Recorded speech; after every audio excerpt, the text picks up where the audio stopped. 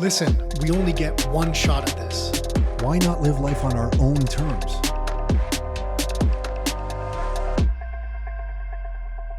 Oh, hello. It's Tom KARADZA, and on this episode of the Your Life, Your Term show, Nick and I sit down with Jazz Takar and Laura Stewart. Jazz is the managing partner of REC Canada. Basically, together with his partner Simeon, they run this amazing group of realtors. Yes, I said it. We never say the word realtors on this podcast, but these guys are great guys. Laura Stewart is their VP of sales and marketing, and Jazz just walks us through his journey. I mean, he started in car sales, and then he eventually ended up in real estate, and then he's kind of had this amazing adventure, complex adventure to get to where he is today, and just getting into the mind of someone who has grown a real estate team the way he has and what he thinks about business and entrepreneurship and real estate investing. We get it all from him. They both share their thoughts on the Toronto real estate market, what they're seeing in their neck of the woods and the types of properties they deal with. Always interesting to get that type of insight, and just great people. You know, really, we feel honored to cross people like this who are in the real estate industry, because for so many years, especially when Nick and I were getting started, we really couldn't find anyone who would help us or, you know, advise us in any capacity. So to run into people like Jazz and Laura, who are really just sharing everything they know so willingly, absolutely feel blessed and grateful to have crossed their paths. And I really have to thank them for that, because they're the ones who originally reached out to us and started to build this relationship up. So we're interested to see where this goes. So on this episode, Nick and I sit down and chat with them. I really think you're going to have a fun time listening to this. And before we get started, if you are listening to this and you are looking for some real estate information around investing in real estate in some capacity, you can check out all the different Rockstar videos that we put out, the reports that we put out, and the books that we put out, the blog posts that we have. You can get onto our weekly email list, even all at the URL www.rockstarinnercircle.com. So that's rockstarinnercircle.com. Some of the more popular things that people are grabbing are the reports that we're putting out there about the immigration numbers that are happening in Canada, the population trends that are happening in Canada, the destruction of the middle class that we're seeing in Canada because some of the monetary policies that are taking effect in this country and what they're doing to incomes versus property prices in this country. So all those different reports are available on that website as well. Links to all our YouTube channel videos are on there as well. That's www.rockstarinnercircle.com. That's enough for the intro. Let's get started. Enjoy the show. Are you ready to live life on your terms? Is it time to take charge? Real estate, business building, the economy, health and nutrition, and more. It's the Your Life, Your Term show with Tom and Nick KARADZA. Are you ready? Let's go. We are live with Jazz Takar. Am I saying the last name properly? Yeah, Takar, you know how it is. Well, how is it though? Takar, to be exact. Takar. I'm so used to hearing it as Takar now. So Takar. I love it. Takar. I'm used to it. Takar, perfect. And Laura Stewart is here. That's pretty easier. easy. That's a pretty lot easy. easier. Right? No, but I messed up just the other day. There was this Mike Stevenson was on, and I was like, "Hey, how do I pronounce your last name?" He's like, "Stevenson." I'm like, oh, "Okay, got it." Sorry, I shouldn't have asked. Is that why we have Nick here with us? Like, Nick, just yeah. It's the brains of the operation. Yeah. But we were just talking about people from Toronto coming for dinner in Oakville, and Alex, who's here helping us out filming it, we're just kind of talking about Oakville people. But I totally turned into one of those people where I was looking around the restaurant. Oakville people. No, really. And the reason I say that is this one restaurant we go to regularly, so I kind of know some faces. You know, I don't know the people, but you kind of know the faces. You know what I'm talking about? Yeah. And I totally looked around, and I'm like, these people aren't from Oakville, man. These people. What's the telltale? No, Yeah, just I Tom, don't what really is it? recognize them. No, I know. What are you guys What trying to is- tell me? I was Something- waiting for that. Are they a little answer. snobbier in Toronto? yeah, Maybe I don't know what it No, is. I think there's snobbery. Okay. Yeah. When we first moved here, we moved in and we were driving a Dodge Neon and my old Honda Civic, and I felt like the gates to Oakville might not open. You know what I mean? When we were driving in from Mississauga moving here, I go, oh my gosh, are they going to let us in? And when we moved into our new house in Oakville, we pulled up, we're all excited, and we saw it was still under construction. We ran into the house next door. We left the Dodge Neon outside. We ran into the house next door because we could go in and see how the construction was progressing. And some people came to the front and they were like, hey, we saw your neon outside. Are you guys the cleaners? And we're like, no, we actually are your neighbors. Hey, how's But it you going? had dogs, Yeah. so they let you in. Yeah. Did you say dogs? No, Oh. no, Dodge Neon. Oh, Dodge Dodge. I Neon. just said Yeah, no, it dogs. was just this one type of car that you probably don't even know. But it was a funny little I car. know. I used to sell know. cars, so I know that. Yeah. Oh, that's right. I forgot about that. Yeah. Yeah. For a good 3 years. We've had a few car salesmen on here now. Yeah. right? In past life car life. salesman. Yeah. Were you also a DJ? No. Oh, I feel like from I just should your have been. personality, I you should should be a have been. DJ. You should 'cause I have could been. just see Yeah. you. No? Yeah. Dear God, no. No, really? He is, Oh, is You he's say not no. musically inclined. Yeah, but I could. Okay, I would be an awesome MC then, maybe. Yeah, that's Okay. not MC, Yeah, like I feel like you have the 100%. personality for it. Well, thank you, boys. And what else? Ball hockey growing up? More soccer, actually. Oh, okay, Yeah, got it. 2 older brothers. Soccer was our sport for sure. Yeah. I don't know what pegged you as a ball hockey guy. Yeah. I don't know why. Maybe like we played the Because you grew up in intramurals and Brampton, stuff. you're saying. I grew up actually in Rexdale. I went downtown Toronto for a couple of years, and then now I'm in Brampton. But I grew up actually in Rexdale, so Oh, just got the it. north part of Toronto there. Oh, got it. Then you just bolted out of Toronto. Then bolted out of Toronto. Forget that. It. Well, you get a lot more home in Brampton nowadays. I didn't even. What did you say? You get a lot more home? You get a lot more home for the same price, right? Like I did know, but the it- opposite, Brampton to Toronto. Yeah. And yes, Did that's you? true. Are you you're still in Toronto? Still in Toronto, right by our office, like Oh, 5 okay. minutes, yeah.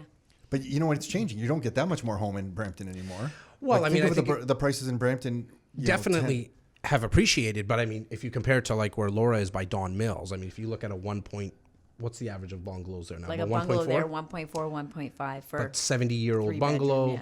still needs renovations. Bigger lot, like what, 50 by 100? 50 by 100. In Brampton, that's going to be probably 60 by about 130, 140, and it's going to be 3,000 square feet. Yeah, got it. All right. So, I mean, and newer, much newer. Before we start, can I say congratulations to you guys? Like, this office rocks. You're, Oh, cool. you're being too kind. No, but yeah, because I don't think your viewers and definitely, obviously, your listeners don't know. This is one of the best real estate offices I've walked into after. Like, this has been 15 years for us, and it's just like big kudos to you guys. Congratulations. rock Thanks. star It really- space for rock star It really people. is a rock star space. Well, it's because it's not that it's not you like it because I know I always way- knew I liked it's not a jazz. I real always knew I liked jazz. no, but you like it because it's not the stereotypical real estate office, which is kind of you Yes. kind of you In a guys are nutshell. you're aligned the same I way think as so. we are. Yes. You know what I mean? Similar. The antithesis Yeah. of Yeah. realtors. Yeah, just open space, just even this studio / office. I love that little cubbyhole. That was so Nick's we, idea. that was so yeah. we could scream at each other. Actually, I have to give my wife credit. That was her idea, and I can never take credit for it. Okay, Who I'll get in overdoes it trouble. though? Who overdoes? Who goes into each other's offices? Oh, more Tom, like- all the time. Tom, And I'm the one who didn't want it, but I'm not overdoing he it. uses Just- it as a just for the record, hallway. it's a hallway. I'm like, why am I going to walk around to go over there? I just walk through here. And then I tell everyone on our team, I say, the front door to my office is actually that door. So please come through Nick's office and then Bother do a him secret first. knock on the pocket door, and then I'll open, and then we'll discuss some business. That's actually true. Yeah. 100% true. Yeah. Don't come to the door, this other door, the proper door. Only through the pocket secret door. With the secret yeah, knock. and bother Nick, please, as you come through. So when you that's- guys were on our podcast, I don't even think we asked. Like, were you guys like similar, younger as well? Like when you guys were like just living together and brothers, like. We got along fairly well Did you- for okay, the most same part. friends? I mean, no, different. 5 years apart, so different friends, right? Because he was like finishing high. He would be out of high school when I started. Got it. Right, so different set of friends. I probably saw what he as the first kid. You know, the parents are always really kind of careful and stuff. So he probably had to push boundaries a little bit more. Second it. kid comes through, sees him pushing boundaries, and I'm like, holy shit, I can do that, but I can trump you. I can go 3 times as hard. And so then I was probably a little bit of a shithead. I love the dynamic. We're the So- 3 youngest Yes. of our families. Yeah. Yes, we are. Odd Oh, man all out 3 of over you? here, Yeah. Yeah. I'm the baby. 2 Yeah. older brothers. Yeah. Don't worry, Maybe one day just a you'll be able brother. to have a gray beard like that too. Yeah. Well, I'm just trying, getting ready for buddy. Santa, man. Christmas is coming up. Just Tom, getting I'm ready, doing my trying. part. I'm No, you have trying, no buddy. gray in that beard at all. No, there's maybe one. No, there's Okay, a couple. There's a couple. I make fun of them. So let's we get to chat about you now. So Okay. how does this journey unfold for you? How do you get into real estate? First of all, because we're going to get to Rec Canada and the whole development of Rec Canada, but what's that process like? So I was selling cars, as we mentioned earlier, for 3 years. And at the same time that I was selling cars, I started to recognize people owning real estate and renting it out. And so I was like, okay, I like this. My parents always were renting out basement apartments. Like wherever we had our primary residence, they would always rent out their basement. But never more than that because they just didn't have the education.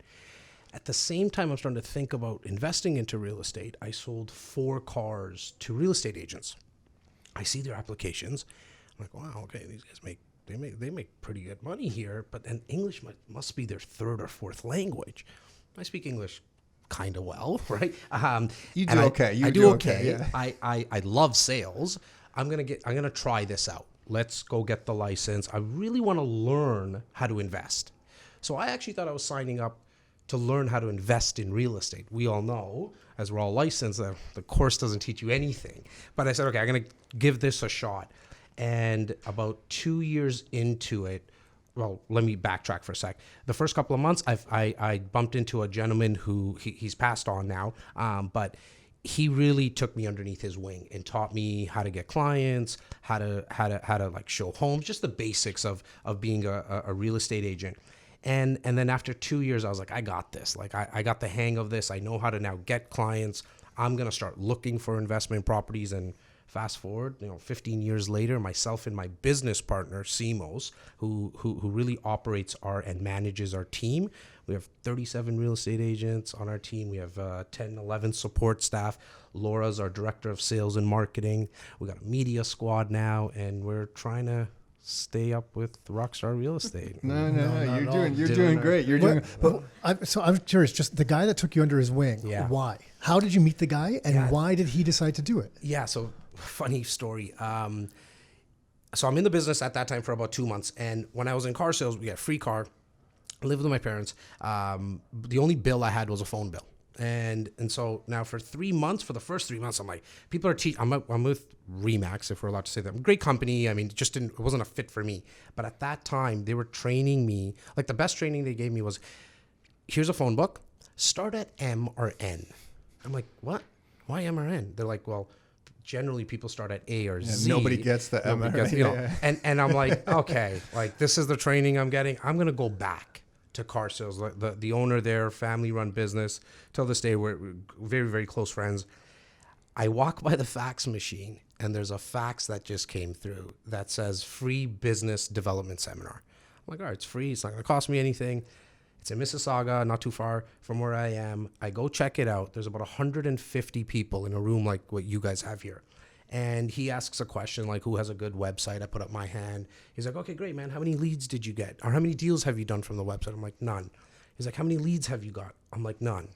He's like, but you still think you have a good site? I'm like, it looks really cool. It's jazztacker.ca. It looks amazing, all this kind of stuff. And he started to pick on me.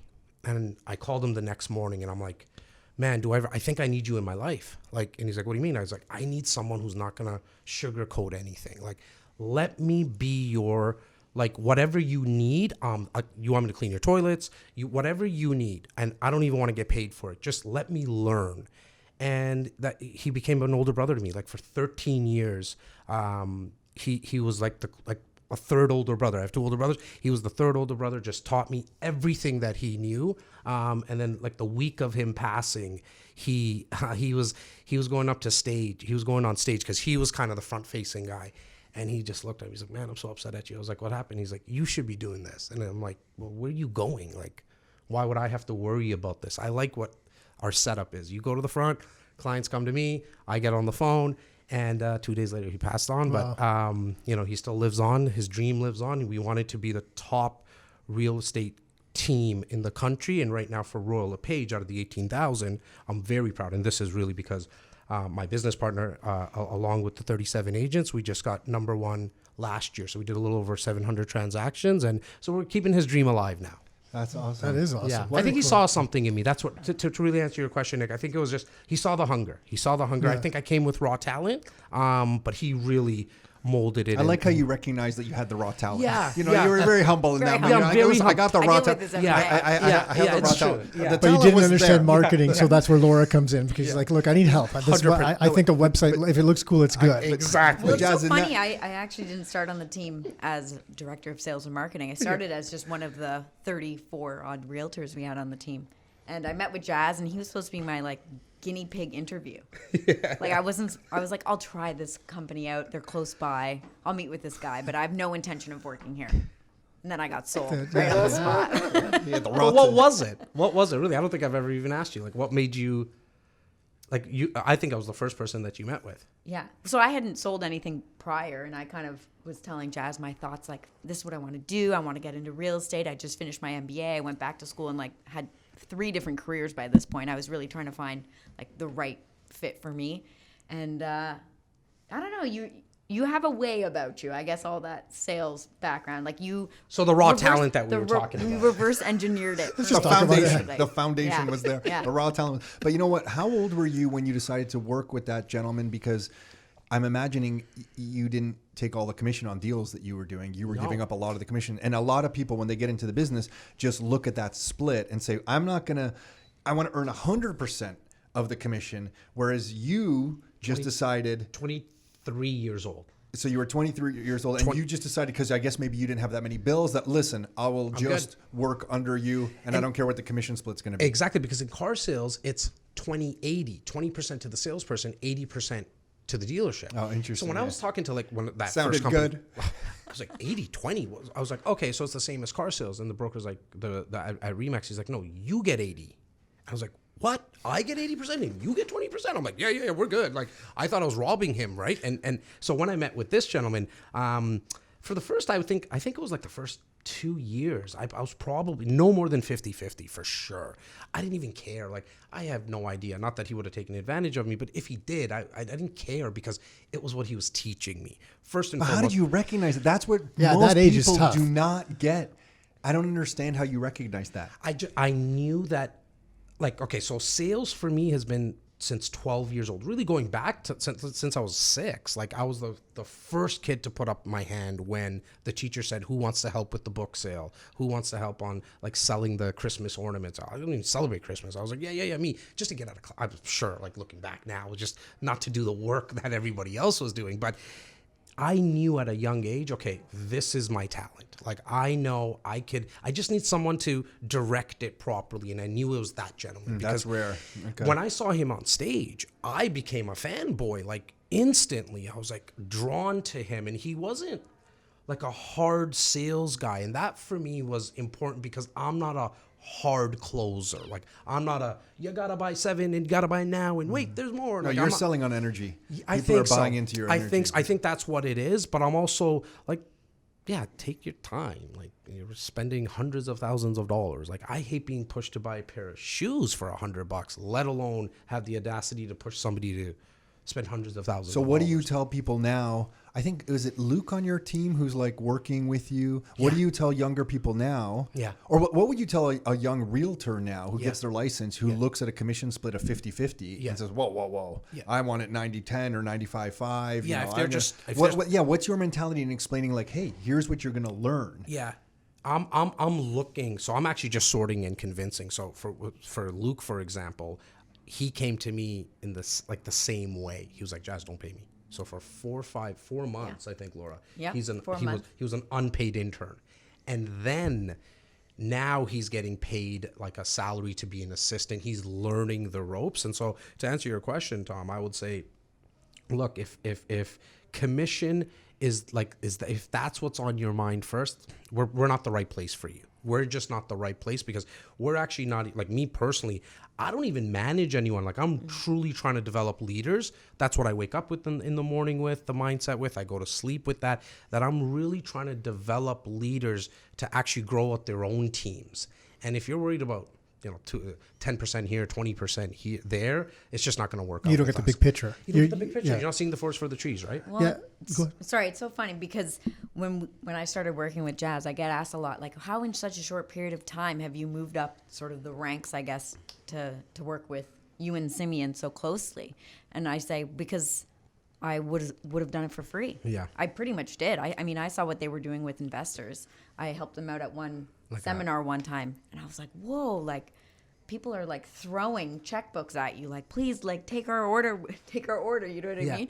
And I said, I got to be a part of this. So I'm just going to sit in the office and I'm going to put my hand up if you guys need coffee, whatever you need. And this was like after I've done a lot of schooling. I was in my 30s and people probably thought, oh my God, you're running around getting coffee like a gopher. Yeah. I was like, but it's worth it because I'm going to hear those conversations. I'm going to be privy to what is really going on versus the single transaction that a realtor's doing, a couple a year or whatever. So it just fast tracked my whole career. And I think it's important to mention with you, Laura, and back to the Lukes and anyone who's younger or like just who's starting out, is you need to immerse yourself. Like you had to learn a new language. It's really a lot easier just to.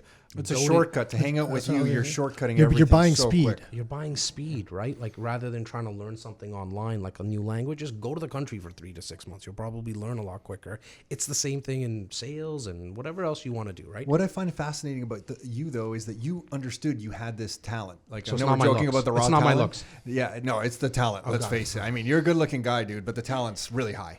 Okay. You're like a 9 out of 10 on the looks. I'm but gonna it's have like to a deal 10. with It's a this when 10. we go back It's to a the 10 out of office, 10 the on the big talent. hit. It's a 10 out of 10 on the talent. So the 10 beats the 9. You know what I mean? Sorry, Tom. I just laugh because now I see what you deal with him the way I have to deal with him. So it's like, it's Unbelievable. perfect. Yeah. Oh, our business partner Sivos is listening to this and thinking these guys got.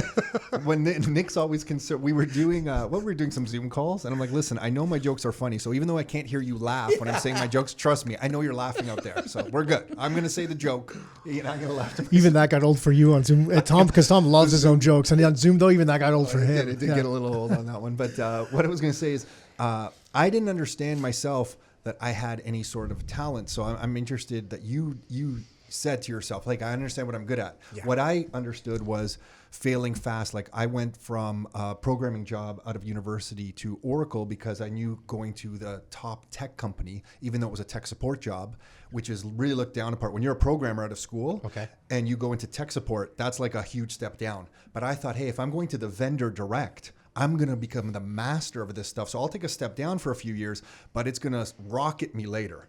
So I understood that concept. Yeah. It's kind of similar to what you're saying, 100%. but I never understood in myself that I had any innate talent. Like Yeah, I never really had, and I'm not even sure I wish I did. It's just, I find it fascinating that some people do. Yeah. That you recognize that. in 100% yourself. self-aware. 100% self-aware. I also knew that, like, grade 5, grade 6, grade 7, like, you could tell the report card was telling the same story. It was because I was, the one class though, gym, great. Can't tell right now, but like back then, like really, Are you sure? You're sure about that? Yeah. Okay. Yeah, I know. Okay. I'm Hey, look, gonna we'll give bring you it the in. looks and the raw talent. We're not going to give you the gym without some proof. Andre, make You know sure what mean? I bring in some Listen, type of give report us some card. freaking proof, man. 'cause, That's why I like, said the report we're card's giving gonna you the show other it. ones. The report card's gonna show it. I just knew. I was like, man, I'm not gonna, like science class. I don't care about math. I liked actually math. It was like when they went into like calculus and algebra and stuff like that. Yeah, you didn't want to build a bridge. I don't want to do. I didn't care for that, right? 12 years old, got my first paper route and got paid for it. I was like, whoa, this is cool. Like, got paid for that. And then my parents, I went home, father taxi driver, mother factory worker, very uneducated. Where were they born? India, came to Canada in 1974. So won the lottery then. Like, I've won the lottery so many times with the mentors. being born I've had. here? Well, first and foremost. Well, I guess it would be the fact that my parents came here first and then me being born here. And then at 12, and then my parents never mentioned, like, they didn't say you got to give us the money. They're like, do whatever you want with it. Do whatever you want. My dad was like, you should probably put a little bit away of it. And I was like, no, the first few times I was like, no, I'm spending this on candy and arcades. But then at the same time, he would make me make me write the checks, pay the bills. And so I started learning. I was wow. like, Dad, where's this money go? Like, so hang on, what's this checkbook thing? Like, but where's the actual money? He's like, well, son, it's at the bank and we got to pay. And so I started to learn that. And I just liked it. I enjoyed it. I enjoyed the freedom that money was offering me. I didn't really care to do a lot with it. I didn't even know what to do with it. I just liked the fact that I could do something with it. That's valuable because if you get sheltered from that in your life and you don't have to see how much money is outgoing in a household, you miss out on a big lesson. And it was when our parents got divorced, and then initially you were taking care of it as the older brother. Yeah. He moved out, so I was taking care of it. And it wasn't my money, so it was our dad's money was coming in. I was paying the property tax and the mortgage payment and doing grocery shopping and all that stuff. But when I saw it, I was like, holy shit, this is like, it just all of a sudden becomes very real. Like you knew it was happening before. CRA froze our bank accounts. Yeah. Our father didn't pay his taxes. Holy Yeah. crap. I just threatened to kill them instead. But That really was his mentality. Yeah. Which I don't know if we can. Yeah. He's Not 80 kill. I now. shouldn't That's say- a long I time shouldn't ago. I say think we kill, can, but I yeah. don't think he used those Statute words. of limitations. Yeah, there was violence. There was violence Yeah. involved. Government was always the enemy in his life. Taxes. You have to pay these things? Well, he came from a communist country, right? Yeah. So the government kind of Wow. was the, Yeah. So it's funny. I want to just go back to something. Jazz, you said how lucky he is that he knew that at such a young age. And I completely agree with you because I was the complete opposite of a child to Jazz. I mean, I was good at everything. Oh wow, okay. You know, I was that annoying kid that got like really good grades. We gave him two things there: the looks and the raw talent. We'll give it Okay, to you him. guys have all had your point. Here's what I'm really good at. No, It's After that, I want to talk about it. I just worked really hard at everything. I felt I needed to be good at calculus because what if I do have to build a bridge? Yeah. My mentality was to be good at everything. And so, you know, now I'm in my 30s and now I have to kind of go back and like You got to relearn it. Okay, who am I? What am I passionate about? And I've had to fail a lot to learn that. So I think the earlier you can figure that out, the better, for sure. for sure, yeah. Yeah, we tell everyone failure is the raw material required for success. Like you need all that failure to understand how to build a success. So in the real estate career, when you started building this team out, what was the concept there? Did the team already exist? Like did Rec Canada exist and with this other gentleman? Yeah, so no, first it was so when I met Simon, and that was the gentleman that passed away, the real estate center existed. That's which right. Was, I forgot. Sorry. No, it's all good. Which was the brokerage. And then in 2009, 2010, we merged with Royal LePage Signature, which was really the best decision we made because at that time, we quickly learned, myself and Simon at that time, when we had probably about 40 real estate agents, realtors on our team, that like the paying of the bills and making sure that the telephone, like all the stuff you guys are dealing with right now, right? We just weren't good with that. He also didn't really pick up on it quick enough, like just hire more people. And so I think that was one of our downfalls very early on. And then we merged with Royal LePage Signature, which allowed us to do what we do best, marketing and sales, not the administrative stuff. They took it all on. They took all of it, the paying, like just actually the logistical space. They gave us just everything. Processing trades. That's take care of it, please. And we don't care if we didn't have to worry about the phone lines. They're very good with that stuff. And then that's when we went also like what you guys do is just, we started to lead with education. That's when we came up with that. Where did that come from?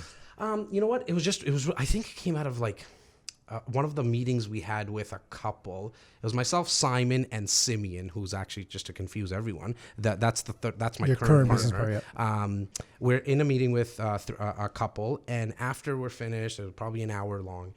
The couple says, "Great guys, awesome. So can you introduce us to a real estate agent now?" And we all kind of look at each other, we're like, "Oh, we're onto something." And we're like, "Don't worry, we got that for you as well." And they're like, "Oh, thank you so much, guys," because we thought we had to deal with somebody like that was a pushy salesperson, and we're like, "No, we got that all handled." And then that's when we said, "Okay, time to write a book. Time to." Yeah, they really saw you as advisors. Yeah. Same thing we hear about you guys. You know what I mean? Like it's like, I didn't even know you guys were a real estate brokerage at one point, and I'm in the business, and I'm in the industry. No one really does. Nobody really does, right? That's when I think you're onto something. Yeah. Yeah, that's cool. That's a huge, and we know that from just studying marketing for so many years, what a big thing that is. But for you to kind of stumble upon that like that. Well, we spoke about it too when we were at your place, just playing the long game. Yes. Right. Instead of worrying about the short-term commission and grasping at it, because that just comes through. And then you come through as desperate. And then you almost repel people like that versus, and it always freaks me out when I say it like this, because when I was younger, I never believed this. But if you truly are just trying to help people, the rest of the things fall into place. And it sounds weird, because if you talked to me 15 years ago, I'd be like, that's a load of shit that they write in books. And that's a load of crap. It doesn't work. Right. But now seeing it, I'm like, it's really the truth. And that's kind of what you guys figured out. And you just lead with that. Right. And just even collaborating with each other, like after you guys left, so probably it might've been like 2-3 days later, people saw the posts that were coming up that we were putting on. They're like, hang on, we don't get it. Why would you guys have those guys on your podcast? Like, what? Oh my God. Like, your listeners they're and your direct competition. They're going to take your business. And we're like, no, we can all eat. The pie's big enough. But then check this out. So for anybody who's listening to what you were saying, Nick, we come into this office yesterday, myself and Laura and some of the other team members were actually like in the process. And I was telling Tom, we're drawing out exactly how our new office space is going to look like. Lo and behold, we walk into here, we're like, oh my God, that's the exact table that we were thinking about. Oh my God, how helpful that is to see other offices. Oh my God, look at the dividers. So when we met, I had no clue I was going to walk into your office space. And now we got a bunch of ideas, and that all came from that one phone call or that one connection. I have no idea how it happened. It was serendipity, I'm sure. Like, it just came about. We got on a call. We did one podcast. We're doing our second podcast now. And who knows where this relationship is going to go. Yeah, it freaks me out because if people, like, if we lived in a town of 100 people, Yeah. maybe that's a concern. But we live in, like, what is the population of the greater Golden Horse? yes. That's Toronto. Yeah, But no, if Greater GTA, Toronto. I think, is 6.6. Yeah, so Yeah, what's the, and then Golden Horseshoe's Horseshoe's like just 9. coming to 9 Oh, now. is it coming to to 9? Wow. So we're 9 million. Like, even between your team and our team, we're nothing. We're ants. Yes. We're ants. Like, you know what I mean? Like, we could multiply this, like, take it much further, and there was still like a tiny fraction of it, right? I mean, selfishly, once you understand most people think like that, you understand they're holding themselves back and the world's your oyster true. if you just push So forward, you true. know? And it's So it's true. interesting because when I was checking out Jazz, because I think it was an email from Luke. I forget how we stumbled upon it. And then I was checking out your website and I saw that I think we're in Gary Vaynerchuk's offices. Yes, I don't know. myself, you went- Laura, and immediately I'm like, okay, these guys get it. Because I'm like, if they spent the money to fly to New York, Yeah. if they spent the money to go meet, because I don't know if you were in one of his business development things. I don't know what, I didn't know what you did. No, Okay. we just flew to his office just to do a podcast. Yeah. Okay. So, but I'm like, you made the time and effort and spent the money to do that. In like 3 seconds, that told me everything I need to know about That's you guys. You awesome. should get that about the podcast. Like, why did you guys decide to do a podcast? This is such a waste of time. Like, go sell, go do something. But they're not looking at it from the bigger picture, right? Which is awareness and speaking to people more on their level and educating them and entertaining them in a way. Because then people start to connect with you as a person and they want to do business with you because they know something about you. totally, you're building a relationship. Well, that makes me so happy to hear what you just said, Tom, because I didn't even put that together. Like, that's what made you say yes. Like, that's so cool. Like, the Well, fact it that wasn't. No, it was just. It was like- just like giving me one of the- context yeah, about you. that's what I mean, I'm like, right? oh, Like- I see. These guys think like us because if they spending that time and effort, we're on the same wavelength already. then- I didn't even need to talk to you. I'm like, we're on the same wavelength. And then we saw a couple of the videos, realized the podcast. We're like, okay, like then we're, whether there's a smarter way to do it or not, at least in our world, we're like, okay, these guys get it. You know what I mean? They get it. This makes sense. We should actually reach out to these guys because we have other people that reach out to us. We're like, oh, I'm sorry, because we are like legitimately just like you guys. You're busy and you have to prioritize where you put your attention and your time, right? 100%. So. But I haven't left the office in 2.5 years. Just like, oh my God, I have to leave the office today. I know. This I'm thing so freaks happy. them out. You found Oakville though. You 100%. found Oakville. And it took I us- drove. And we missed an exit. Yeah. Laura, I was on a phone call. And remember, listen, Like, I don't know how to get here. And listen, don't stick around and eat in any restaurants here, eh? Get We're out outta of here. here. Get right back into Peel and Toronto. No, one drink Don't- inside. I just want to have a drink. No. These restaurants are for Halton residents only.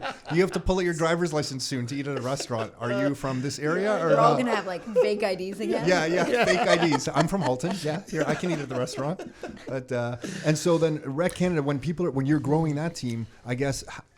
Was it easy to attract people from the beginning because they just saw sales volume and they were attracted to that? Because I would imagine some people in the real estate industry look at the way you guys do your marketing and don't agree with it. Definitely. So you were just using your marketing almost as a filter to who wanted to work with you? Yeah, that's exactly what. That's for my client. So our business model is as REC Canada. We're client facing and we're. I keep saying Rec Canada. Do you say REC Yeah, we say. Canada? I say REC. Okay. Most people do say Rec Canada, Okay. by the way. Okay. He doesn't care what you call him. yeah, okay. Packar, Rec. Yeah, as long as he's got the raw material and he's And the raw talent. the raw talent. Yeah. Yeah, raw talent. Raw talent. Sorry. Raw talent. Yeah. Raw material is something that Nikki said. We're client facing. We're broker facing as well. And what I think that the content has done, yes, people. I'm sure a lot of people look at it and they're like, "What the heck are these guys up to?" The nice thing with that is that they never call us, so I don't know him. Like probably majority of people say that, but the ones that do, they just want to be around. Like we had a client, I think 2 weeks ago, yeah. bumped into her outside of Shops at Don Mills where our headquarters is, and she stops the car and she's like, "Jazz, Laura, Simos." She runs outside and she gives us a hug and all that, and I'm like, "Hey, what's going on?" Teresa, so if she is listening, shout out to you. She's like, "Look, I have a job, a full-time job, but can I just work with you guys?" And I was like, "Okay, like you want to be an agent?" And she's like, "No, I just want to get like you guys coffee and water because what I see is that you guys are having a lot of fun." And that's the culture we're trying to, exactly this, like when I walked around this hallway, like I know people are working, but you can feel the energy in your office. It's exactly what we're trying to build as well, because we just want people to come here. They know that it's a safe environment and grow with us. And if that's becoming an agent, great. If you want to be part of our media squad, great. If you just want to like hang around and learn about real estate investing, fantastic. We'll find, like, if you get on the bus, we'll find you a seat, but you got to get on the bus. And that seat changes. Yeah. Like on our team, I mean, people swap around. I've changed You were a jobs, real like- estate agent. Yeah. Like you were a realtor Yeah. on our team. And then I was still helping with real estate. Yeah. And then I started to get more into the marketing. And I thought, well, I think we need to do this and that. Yeah. And then you thought of this podcast idea. And I was like, well, that sounds fun. I'm on board with that. And before you know it, what did you call me? The producer of the podcast? I don't know how to produce a podcast. But that's what I was called. So you just kind of figure it out along the way. And it's a lot of fun for everyone on the team because I think they see that the sky's the limit. Like they can grow with us. They can change. Everyone's priorities change. You're we had someone on our ghostwriting a team, book now? Ghostwriting a book. And you guys are a little different team. Just walking into your office, it seems like a regular real estate office. Then you get to the back where you guys are. No, and it's so like- not the back, God. the back corner, hidden behind down a hallway. Right? a pretty big It's a space, nice though. big space. No, That's on it's a purpose. big area, but it's definitely all on like purpose. let's get these guys and put them way back there and let them. It's just almost, I was gonna say with Jazz in that office, it's almost like you're going to see like the Mafia Don. Or Yeah, something. yeah, Like, he's that's in the exactly back what it's room. like. Do you know Yeah. what I mean? Like he's just sitting back there. It's like, listen, you sit down here, and I'll tell you how. Look, it you works. could have said that when you came into our office. Now that I'm here, you're the Mafia Don. But you know what? But it's a good setup for you guys because otherwise it just wouldn't flow right. Like that Yeah, type of setup kind sure. of works in that office for you guys perfectly. I think. I don't know. I thought it was a great setup. Yeah, no, and I mean, we're taking it to the next level, and shout out to our broker of record, Chris Lightham, who now is, because we got a little bit louder, as we like to have a lot of fun. We eat a lot, we drink a lot, not drink a lot in terms of alcohol, but So you're annoying to the rest of the That team. too sometimes. The team there. that's yeah. exactly what it is, Tom. And so now we're taking even more space in the back, but now they're going to kind of block us off with doors and give Soundproof us walls, soundproof probably. walls. Because we're also very animated on phone calls. Like the way that we are here on a podcast, we're very similar on phone calls. There's 15 people on a call at the same time. I like that energy around anyways. Like I like messy places. My office is messy. Because I just like the energy, right? And especially when other salespeople are making phone calls, I think it's important for clients to hear that you're dealing with people and an organization that is busy. Like, there's stuff going on. There's stuff Yeah. happening. We're doing a lot of deals. We're helping a lot of people. What about for someone starting out? We get asked a lot of times, like, "Hey, the marketing seems to work. Where do I start?" And they want to do everything. They want to do Instagram, podcasts. If you had someone who's not going to work with you, but they're getting their real estate license and they want to start doing some marketing, do you have your kind of standard answer, or not even standard answer? What would you tell someone? They're young, they're starting out, they don't have a mentor that they're working with yet. Yeah. They're trying to build out their marketing. What would you tell them to kind of focus on? First and foremost is figure out your database, your network. And we've all heard this, that your net worth is determined by your network. So piece of pen and paper, old school, write all the names that you think you know, because I think like we all have people on our phones, but they haven't heard from us for 20 years. Write the names and the phone numbers and call everyone, let them know you're in the business, and ask if they're okay to make introductions. Secondly, document your. Don't fake like, hey, I'm here and I'm doing, I just did 7 deals today and I'm making a $700,000, like I'm making $1 million. Like, don't lie, don't bullshit. Say, hey, just starting out today and I'm gonna see my first property. I I like how you're acting this out for Yeah. us too. Yeah. This Yeah, is really like- good. yeah, 'cause I'm I here. think he Like, just I wanted also to watch whole him thing. do this all Yeah, day. yeah, He just wanted an To his excuse to phone. look at himself in the reflection of the Well, phone. Yeah. 'cause, guys, that's why the phone's that. Like I took off the case now just to see. Like document what you're going through, and I think people, and just be authentic, because people are going to connect with you, and whoever doesn't, who cares? As we were talking about. Okay, so what about the person 9 who's million like, people. I can't be authentic because I don't have my first deal? Like, Jazz, easy for you to say to be Document authentic. trying to get the first deal. That's it. So what did you do today? I woke up today and I listened to a book, and the book that I listened to was Success Principles by Jack Canfield, and this is what the book was talking about. I'm going to try these things out. There's one post. There's one piece of content. And then you're going to go on and say, okay, look, I don't have any clients right now, and so I'm going to go see some properties in the Oakville area, and I'm going to see 3 properties today, and they're going to be $1 million, 1.2, 1.3, and they're semi-detached, they're detached, and they're a condo. What did you do there? Just as a sidebar, you just showed everybody that you deal with detached homes, semi-detached homes, and condos, right? So, because I hear it a lot, you only do condos. No, I do a lot of homes as well. So you're trying to document what you want to accomplish is document what you're going through. I mean, I would watch somebody making cold calls and getting like hung up on. I think that would be interesting. Yeah, wouldn't you? Right? Like just someone being like, never call me again. Yeah, Like, and then- you know, you were like, oh, documenting that phone call is funny. I think the obstacle in people's mind is no one's going to find it interesting. Now, me, I always use That's the number one obstacle in their mind, for sure. right? Like, Yes. like they're not going to find me interesting. Look, Keeping Up with the Kardashians is the show. I think I can't watch that show at all. Like, I don't want it even in the background. My wife loves that show. Laura, do you love that show? I'm sure. Like, I watch. Okay, so I can't believe it's still on. Guilty. like season 15. I don't know what season it's on. Right? incredible. I don't even want it on the background because it creeps into my subconscious, and I don't want that noise in my head. Right? That's me. That's how I am. I love root beer. Like, it's my favorite prop. Coke, Diet Coke, ginger ale, all that. Don't like it as much. Like root beer. We all like and are attracted and connect with different things and different people. Put yourself out there. And here's the other big thing that I'm really on top, like really trying to get loud about, which is video is really the number one way to put out content, but it's not the only way to put out content. And so there's a lot of people that are selling courses on how to do video and saying that video is the only way. Look, if you're not comfortable with video, put that aside for a second. Get comfortable, and when you do, great. But we're talking in like the audio medium right now, and this is blowing up. The audio is going to get more listens than the video for I us right think now. so. Oh, See? we know. Oh, we you know know it that. will. Oh, Yeah, okay, yeah, yeah. okay. Well, for me, the way I learn, like I can't. You give me a 10-minute video on my phone, I won't watch it. But I'll let it play while I'm driving and listen to it.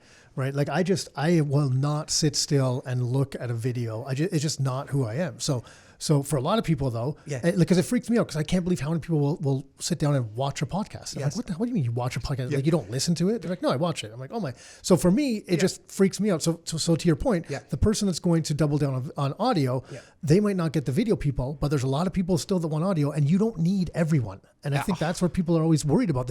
Early on, they're always so worried about catering to every single person versus just being like, look, this is me.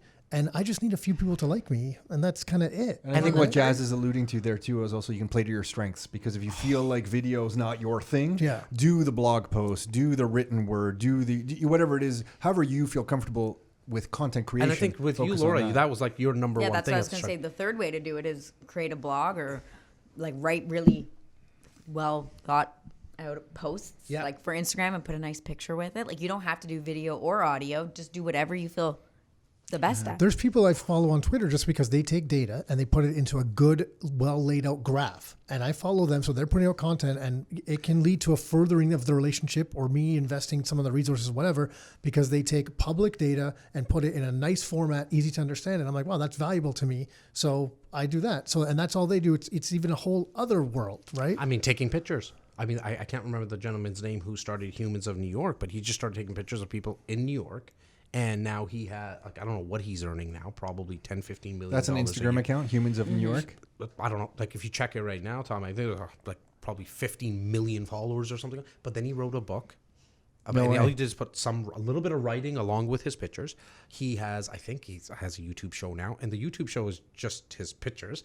He's probably started a podcast. He's all over the place. 11 million people. There's 11 million? I said 15, sorry. And it's just pictures of people in New York. What you're alluding to with all of this is what we tell a lot of people is that just pick something that you think you're good at and do it authentically, but also do it consistently. Yes. There's one thing I took away from my psychology degree at university, and it's maybe the only useful thing, was that if you do something consistently and you're in front of people consistently, even if they don't like you initially, if they see you on a regular basis, trust is built. So if you wait for that perfect article or the perfect video and you release one a year, you never build that trust with anyone. But if you consistently release content and you just use the good is good enough philosophy and you get it out the door, you automatically play to the human nature that builds trust from consistently seeing. And just law of averages, right? Like, so if you're a salesperson right now, you're not good with calls. Look, you can still beat me and Tom and Nick and Laura, even though we have more experience. You just got to make more calls. Like, you're going to stumble into business. That's just going to happen with content. It all comes down, in my opinion, to quantity. I've learned it. I'm living it, where I don't let my team, and I have full-time editors, full-time videographers, full-time like cartoon people, all that, and there a lot of them. And it was a battle at the start because, and I understand it from their space, right? Which is, Jazz, like, we need to put out quality pieces. They didn't teach that at the MBA course. No, the MBA, right? And it's like, we need to put out quality. They didn't teach cartoons. Not cartoons. They didn't teach about cartoons during the MBA course. But it was all about, let's put out quality content. I'm like, guys, I want more. So while it takes you one piece, I need 10.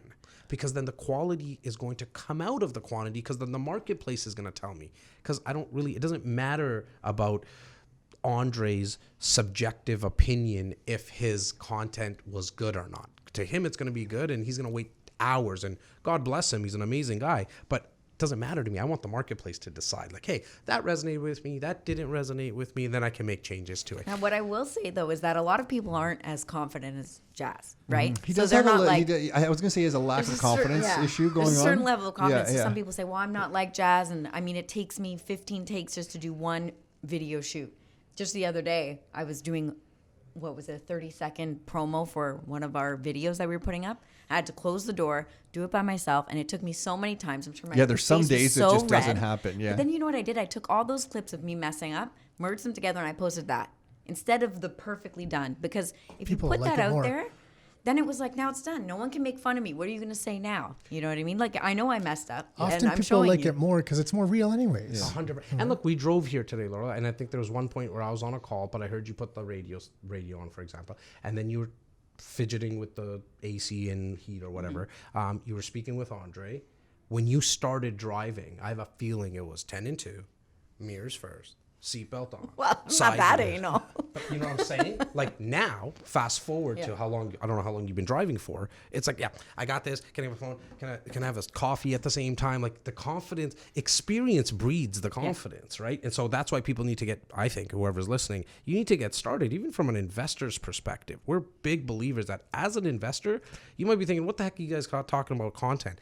You got to get your word out there that you're an investor, because that you're going to have a lot higher chances of hooking up with other JV partners. People know that you're serious. You're going to build credibility. Let's switch to that for a second. Okay. I know I'm jumping around. The Toronto real estate market, you must be getting questions. So we're recording this. What are we still, October 2020? What are you seeing in the market? What's your take on the Toronto market? You can break it out however you want. Yeah. Just give us top of mind stuff. Look, I mean, Toronto market just increased, at the time of this recording, 13% year over year. Really, the media is talking about, and it is valid, very valid, is if you look at downtown Toronto, the condos, there's a lot of places for rent right now. But it's, it was done with the strategy of closing the borders down. So the reason that the borders are closed because of the pandemic, I mean, it's why we're seeing the Airbnb rentals hit the long-term rental market. It's why we're seeing so many places for rent right now. And we just got to wait it out as investors, as purchasers. You got to wait this out. Toronto's going to be So you're still confident on Toronto? Very confident on Toronto. You mean people aren't leaving it for good? Yeah. I mean, I actually think the ones that are leaving, they're gonna feel real bad, and they're gonna get hit bad when offices open back up again. I just read an article. Well, some are leaving just for family size issues. So they're moving ahead this year. Instead of waiting 2 years, they're like, I'm going to leave now. I was going to leave anyway. 100%. Yeah. But I think the people that are leaving because they don't think that they're going to come back to work there, I think they're going to be affected the most. Right? Why you think there are going to be more people coming back to the downtown core than maybe some people believe? I'm actually very like two bullish. camps, right? It's like one camp is like, oh, didn't you hear? Twitter said all their employees are going to work from home forever. And Nick and I have been discussing that working together as a group, and we're a small team, but we've observed it's a competitive advantage 100%. Because the communication's better, it's faster, you get more done. Yeah. I can't keep up with 16 threads of different chats and emails going on. The team just operates better. So we've been thinking, wow, the companies that recognize that actually have a competitive advantage. And I know long term there's going to be more work from home and more Zoom stuff, and we're even doing work from home here now, which we weren't before. Well, today's a good example though, because right now today was like if everyone wants to work from home they can, but because there was something that they wanted to get out, They just thought it was more effective. This was without us. They're like, you know what? It's just more effective. It's a deadline today to push this out. It's more effective if we're here to be able to get it done versus just trying to get it. Yeah. So some of the members of our team here, no one's supposed to be here today. Yeah. And then Alex volunteered to be here today, which we're very grateful for. Love you, Alex. So that that kind of stuff seems to be working out naturally. Look, I mean, an article came out 2 days ago. Amazon, Jeff Bezos is spending a little over a $1.3 billion on new offices. So I think if it's... Oh, really? I missed that He one. must know something. Yeah, he must know something. I think there's going to be flexibility. Yes. More flexibility, but it's this thing of like the death of the office. I personally, I'm in the camp that's I'm like, I think you're kind of it's the cool thing to say right now, and all the tech companies jump on it. But I'm like, okay, talk to me in a few years. People tend to make these like drastic long-term decisions off of very short-term emotions, right? And that's what we're seeing now is that people are like, everyone's working from home. I don't want to be in the condos. There's sickness everywhere. But when this is gone, you're going to miss seeing people. I already miss like seeing my parents and stuff like that. Like I'm still going to want to interact with people and get to work and build something together with colleagues. Yeah. I don't think that's going to go anywhere. We are seeing all around the GTA has been absolutely insane. But just I would say today we're starting to hear a few people say that Higher end market. on the higher end market, so like 2.5 million and above, it was a lot of offers. Yeah. And now things are and it's not sitting for long, let's face it. Yeah. But things are cooling a little bit. But I'm trying to call the details in that email, which is good. Which is good, but it's a time of year thing as well. This is a natural kind of slowdown, especially in that market as well as the kind of temperatures change. Yeah. But yeah, that's always the market that goes first. So some people might have adjusted things or pulled things forward. We'll see.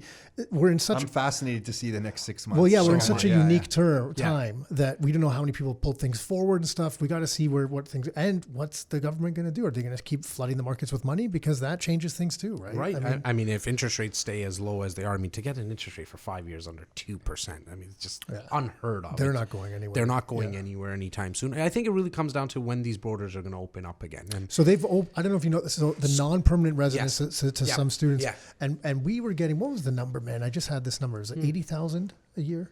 Oh man, I forgot. I think it was 80,000. foreign students? Foreign non-permanent residents. Oh, So okay. The largest chunk of them are students. Yeah. And then the year that changed, go back and look at price appreciation numbers in all the cities around here. It's awesome. Yeah. Because the year that changed was 2014, and then what the government changed some laws because they made it more appealing for people to be able to get their like work visa afterwards, and they gave them more opportunities. Yes, and citizenship. So then what you saw happen from 2015 onwards, there was we were still getting strong immigration numbers. Our immigration has been increasing. Yeah. But then the non-permanent resident numbers jumped. And if you look at all these different areas, if you look at when price increases started really ramping up, 2015, it was that demand. The supply side didn't keep up, and that's where that shortage started. If I can if I have the money to send my kids to somewhere, and then they're going to get a path to citizenship shortly afterwards, why not? Yeah. Exactly. Get educated in Canada, get a citizenship in Canada. Even if they don't stay in Canada, they can stay or they can leave. You know, it's a win-win. And what better place than the GTA, right? Yeah, we were talking to Sasha, the CEO of Greybrook Securities, Oh, yeah, and he was saying, and he was just saying how I had never heard him say it this way before, that just Toronto's the suburb to the world. Oh, yeah. And I was like, yeah, that's kind of a cool way to look at it, because I've always thought that Toronto was the most attractive place to be. Yeah. Right? Personally, I think I prefer right now if the market slows. Yeah. This, like, what people have gotten used to that they think is a normal real estate market of 14% appreciation every year. This is not normal. Like, that is not healthy. Anything that goes up that fast has to reset. Yeah, exactly. And the average Toronto condo numbers that I saw, I think this was a CIBC report, don't quote me on it, but it might have been a newspaper article. They said in the last 5 years, average Toronto condos up 64%. Yep. So like, how is that normal? Like, Right. Even if, let's say prices regress, let's say they come back 15%. Yep. That means, so then, that's over the last 5 years, maybe they're only up 9% year over People year. are getting Year over greedy, year. right? They're like, my Yeah. house, it took 8 years for my house to double instead of 6. It's like, Yeah. your house still doubled. Like, Yeah, it's like people, they think that what they think is normal now is like, it's kind of totally skewed. You So talked we gotta about the bring back- line, right? Like, I like to look at the last 40 years. Big sample size, 7.3% year over year increase. When we see, even right now, as I mentioned earlier, 13%, I'm like, oh, I wish it wasn't that high, because you don't know. There's so much volatility. I mean, that's 17.2% back in 2017. I think we were all freaked out, anybody in the business, because you're like, this is way too high, way too fast. I mean, we were laughing yesterday around Don Mills.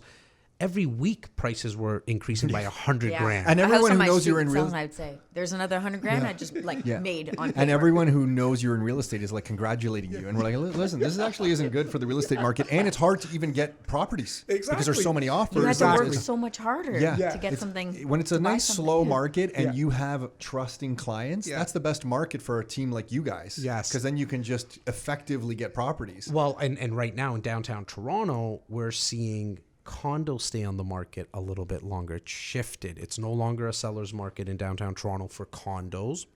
It's I would say almost a buyer's market, but it's really in that balance market, that 3 to 6 month in terms of inventory.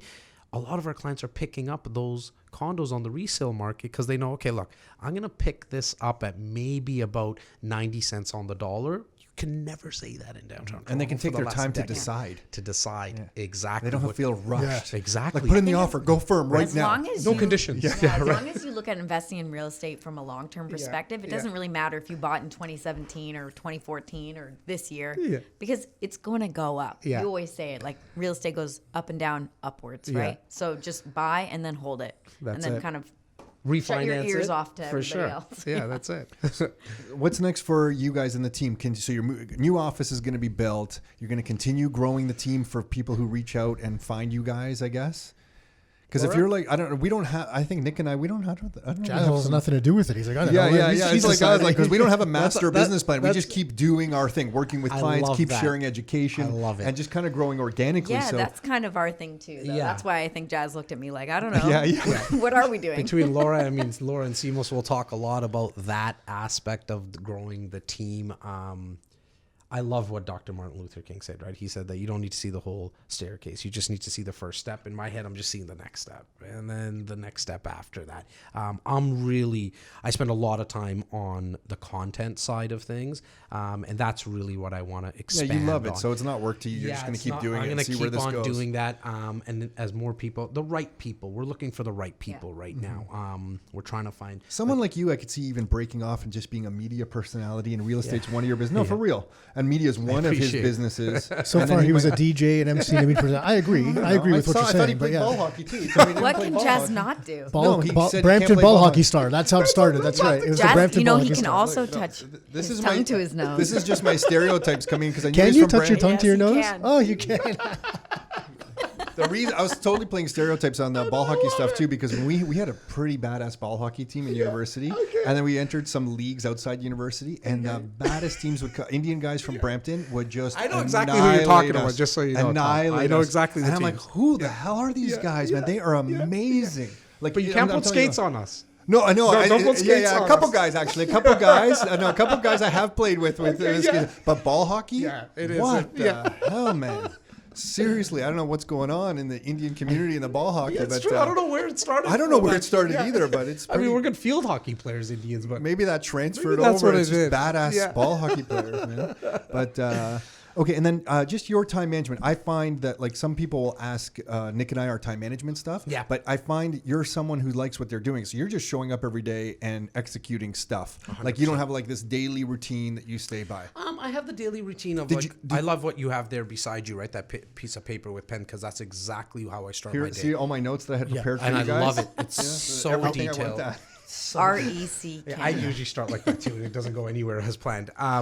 But at the first thing of the day, first thing in the morning, once I get in, I usually try to get in before everyone else, just to give me at least 30 minutes, 20 minutes at minimum by myself. And I just go paper to pen. I write everything that I want to try to accomplish today. And then at the end of the day, I'll look at it and I'll usually get to that 80, 90%. Sometimes I hit 100. Sometimes I get to 50% of it. I don't beat myself up on it because I know I get another crack at it the next day.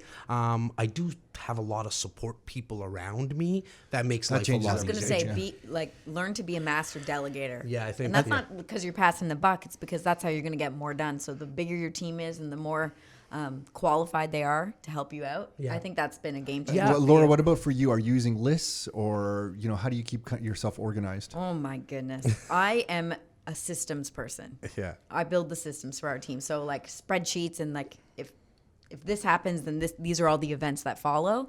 And so I write it down for everybody, and they kind of get a manual when they start, and then they follow the manual until it's second nature to them. Jazz, when you were starting out, what about books that you were reading? Any wow. books that you read, or no? Were you not a reading no, guy? I'm a okay. like, So when early on, when you were starting out, like in car sales, maybe that around that. So era. it actually started for me.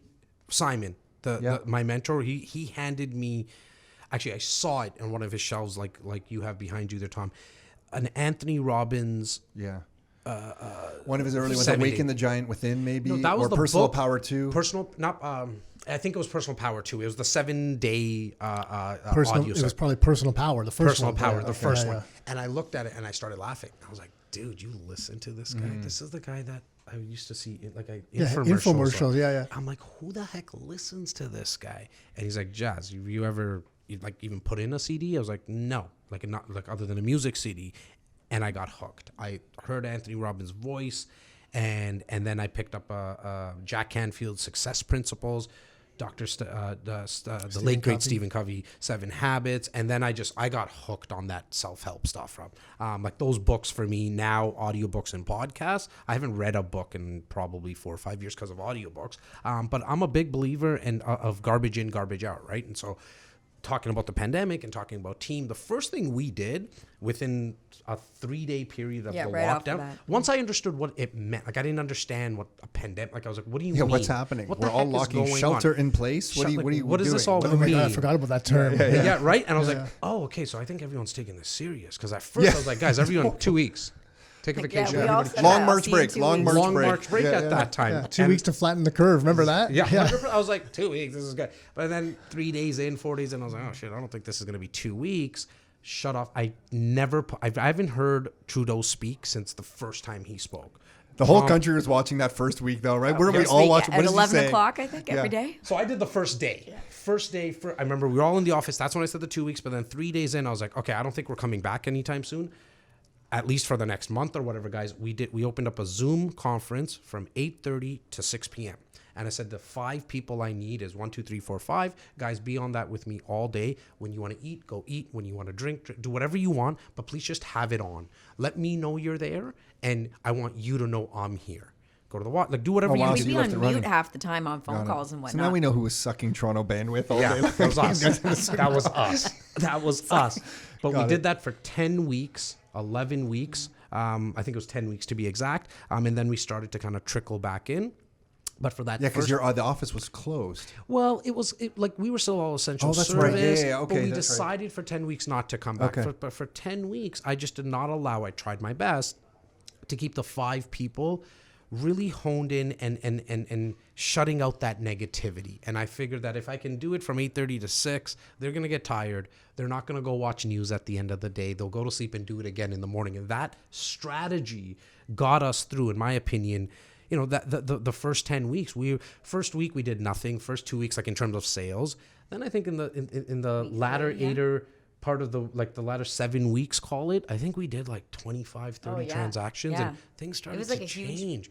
And then Huge month for us. and then if you look at from March to now, I think we did a little over 82 transactions, and it all happened because of that 5 of us just on a phone call together Purpose at all times. right? Like waking up at a specific time every day and Yeah. having that purpose to be at the office at a certain time. Like we'd made it as normal as we could. Yeah. And I was accountable to you. You were accountable to me. We all had to show up and be there. And sometimes people would be 5 minutes late. I generally wear these shirts anyways at the office all day long because I left today. I put on a little hoodie and sweater. But at the Zoom conferences, same thing. Like Laura would get dressed up, Tyler would, everyone would, and it was just focused. I think that was a great point, Laura. Yeah. And the Tony Robbins stuff. Anything else that's coming to mind on that? Because I find Nick, Mike on our team, Tony Robbins, Ruben on our team, Tony Robbins. that was like everyone I know who's not everyone I know, but a lot of people are doing It's pretty the well. longest running infomercial in history. Yeah.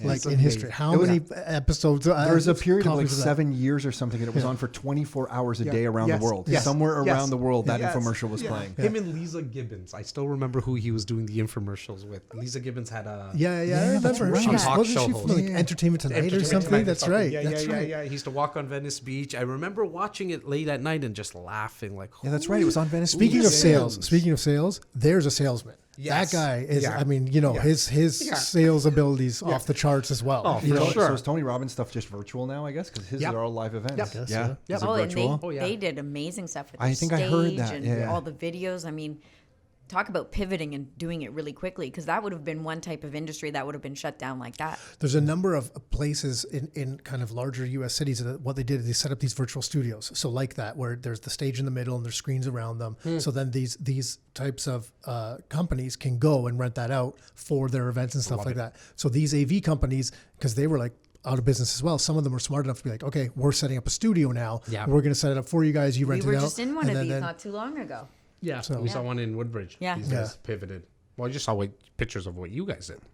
Yeah, I just showed them the setup of the big Yeah, board and yeah. stuff We tried like to. We just did. We didn't want to. I mean, like, yeah, if we're having an event for 1,000 people, you know, I mean, it was 800. But if it was, we didn't want it to be like a Zoom call. Yes. You know, Yeah, we got to do something know, else, I right? know. So there's some things we learned. We got to tweak a few things for next time. It'll be better next time, Love but that. we got to change it up. It right? was good. But I love it. How much better prepared are we for the next Possible. pandemic? Hopefully Yeah, nothing. yeah, but nothing. like, Yeah, you know what I yeah, mean? yeah. Ongoing Like, we all pandemic. got through it, and we're here now, I guess. exactly.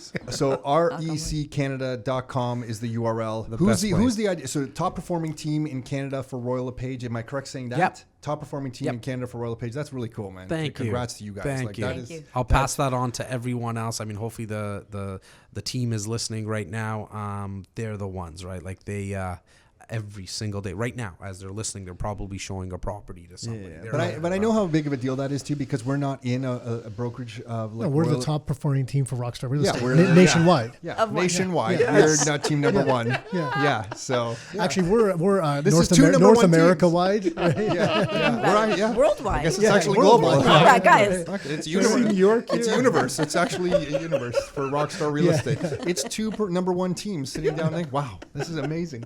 But and your ideal client is like, who's your ideal client? An investor that is ready to kind of take that jump forward in creating wealth. As I say that, I mean, we really help anyone from their first property, buying their first home, buying their first condo, and what we call smart sizing, right? To smart sizing, meaning moving up into a bigger home, or moving into a smaller home. So that's really our client. Anybody who is looking for real estate education, same thing that. And all your content's available off that website, because I know now. I think I saw you're doing some late night thing that I didn't see before. I do, and I'm just restarting it, relaunching it. I apologize. It's called Nightcap with Jazz.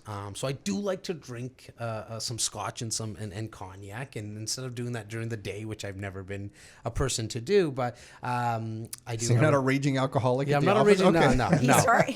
It was getting a little much during the pandemic. Like when we were at home for those 10 weeks, that's when this started. This Like, nightcap. Jazz, you got to stop. The with LCBO nightcap. sales in Ontario Yeah, went they skyrocketed. haywire. The only place that didn't shut down was the I was LCBO. going just loading up on wine. I'm like, I don't know when they're going to shut down. I was getting And then 2 days later, you'd go and load up again. I You're was like, getting "Oh, I- boxes of wine, and the lady there, I remember she saw me a couple of times, and she's like, "They're not going to close the LCBO." I'm like, "You never know. Yeah. You never So know." you mean cases of wine? Sorry, what did I Or say? boxes? 'Cause Oh, I was cases. actually buying boxes. Oh yeah. Right, I was Get getting in the the cart. cases of wine. Yeah, the cases of wine. Yeah, wasn't it convenient for them that was the essential service? They're like, oh, we shut down everything, but the LCBO, we got to leave that open. That's Canada for you. But that is the best place to go. You'll For everything. for everything. You'll figure it out. You'll find us. We're not hard to find. Laura, Jazz, thank you so much for coming all the way down here. Really Love you appreciate guys. it, Such a man. pleasure, Awesome. you guys. You guys Thanks, are amazing. Hey everyone, so hopefully you enjoyed that chat. You can find Jazz and Laura at reccanada.com. Want to thank them again for coming on. And if you are listening to this and you want some real estate information from Rockstar, you can check out all our blog posts, our videos, our reports, free books, free classes, everything that we have going on at www.rockstarinnercircle.com. That's www.rockstarinnercircle.com. That's enough for this episode. Until next time, your life, your terms.